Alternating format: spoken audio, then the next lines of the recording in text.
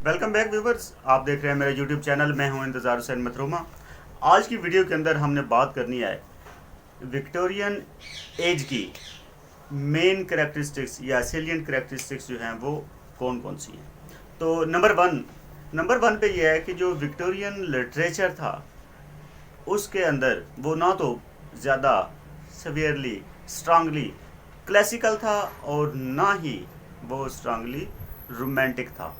यानी वो क्लासिकल से भी हट के थोड़ा सा था और वो रोमांटिक से भी हट के, यानी एक दरमियानी कंडीशन थी। नंबर टू पे था influence of democracy and science. Victorian literature के ऊपर साइंस और डेमोक्रेसी का जो इन्फ्लुएंस है वो बड़ा अपेरेंट था, वो बड़ा वाज़ेह था, वो सब ने बड़ा नोट किया।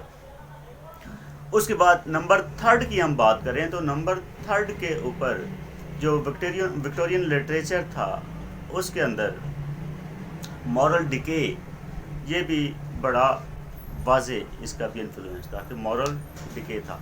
उसके बाद नंबर फोर्थ पे conflict of faith and reason, ये भी बड़ा अपेरेंटली विक्टोरियन लिटरेचर के अंदर ऑब्जर्व किया गया, फील किया गया।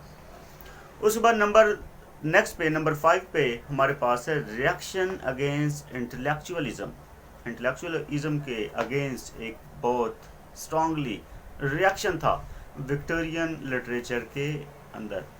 उसके बाद नेक्स्ट नंबर की हम बात करें तो इसके अंदर प्री रिफाइलेट मूवमेंट का जो इन्फ्लुएंस था वो बड़ा अपेरेंट था, उसको बड़ा स्ट्रांगली ऑब्जर्व किया गया, फील किया गया विक्टोरियन लिटरेचर के अंदर।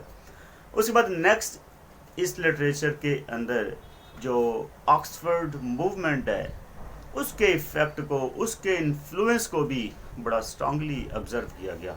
उसके बाद अगर हम इसकी ओवरऑल बात करें तो जो विक्टोरियन लिटरेचर जो बेसिकली विक्टोरियन पीरियड है, इसको हम एज ऑफ नावल भी कहते हैं।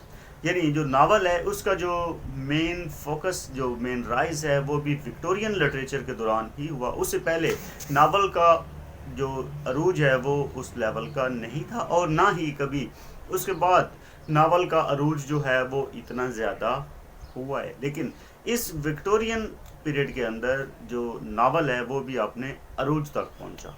तो ये थी आज की मुख्तसर सी वीडियो। मिलते हैं अगली वीडियो में, अपना ख्याल रखिएगा। अल्लाह हाफिज़। अगर आपने अभी तक चैनल सब्सक्राइब नहीं किया हुआ तो आप चैनल को सब्सक्राइब